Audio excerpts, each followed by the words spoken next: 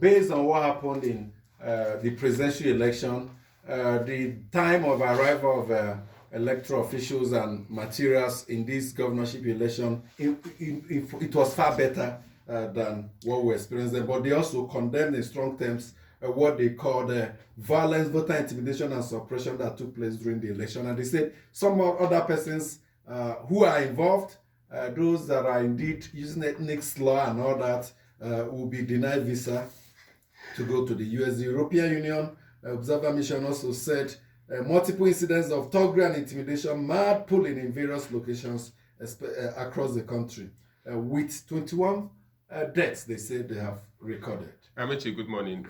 Good morning, dear listener. Let me start from where the discussion we had yesterday about the historic congratulatory phone call by former President Goodluck Jonathan. We saw it exemplified by the Labour Party candidate in Plateau State, and we have seen it again from the ADC governorship candidate congratulating the APC winner in Kaduna State, that's Uba Sani. That is, so for some persons, that will be far from reality.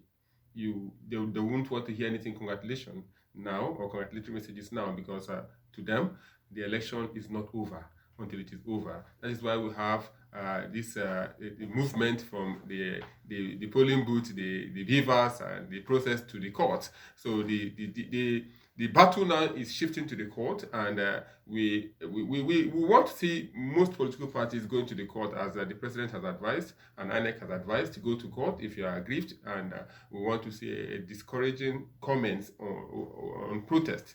Protest is not what we want at this point in time. Amechi, in Kano State, the APC is giving INEC 7 days. What right do they have to give INEC 7 days? They have a right to declare, to review. INEC has to review, power. Not to declare inconclusive. Yeah, no, INEC has. They said they should declare inconclusive. Yes, what they are saying is that INEC, under the Electoral Act, has the power to review the results of an election, and if they review rightly, they will declare the Kano State governorship election inconclusive and other rerun election in those areas where they claim there were problems. The choice of words is what I'm worried about, because that is what instigates violence elsewhere. When you say declare it inconclusive, it's negative.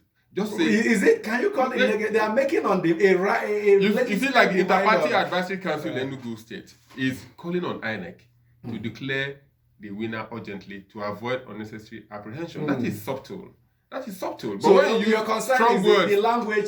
Strong words. It shows that you are aggressive. Okay. Shows that the US will come pouncing on you because you are instigating violence. That is what they are warning against. What of those who were saying they cancel the election entirely? So those are the words we don't want.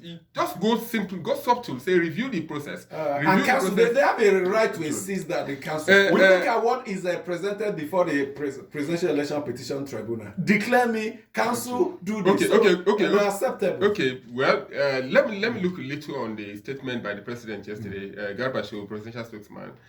One line that struck me is the president said the election was credible. And he said he is not unhappy that some persons lost. I have a worry. The president said the election was credible. What happened to free and fair? So the election was not free and was not fair, but it was credible. He was speaking his opinion. He's the president of Nigeria. Don't forget the other time we had argument that he's like the father of the country. We had but he still has his own opinion. So such comment, what happens to free and fair? I think the presidency has we demand for them to explain to us what happened to the free and fairness of the election. If you say it was credible... Okay, tell me you want to weigh in. Yeah, you see, the text you're talking about, the president was very clear that he did not interfere with the process. And to him, as long as he has not interfered with the process... Remember, some persons even called on him. The PDP, Labour Party, all of them called on him that he should stand up and interfere, and all of that. Stop declaration of the elections. He said he did not interfere. Okay. And by virtue of that, to him, the elections were free and fair. And recall that for a very long time, we've had challenges with that, in terms of the interference. The president has said, if you disagree, state your own position. Same way the president-elect also spoke up yesterday and said, yes, there were some isolated incidents of violence. He condemned the ethnic slur,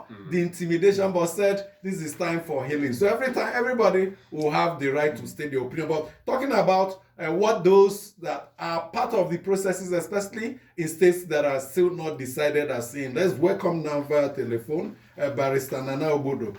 Barrister Nana Obodo is the Director of Communications and spokesperson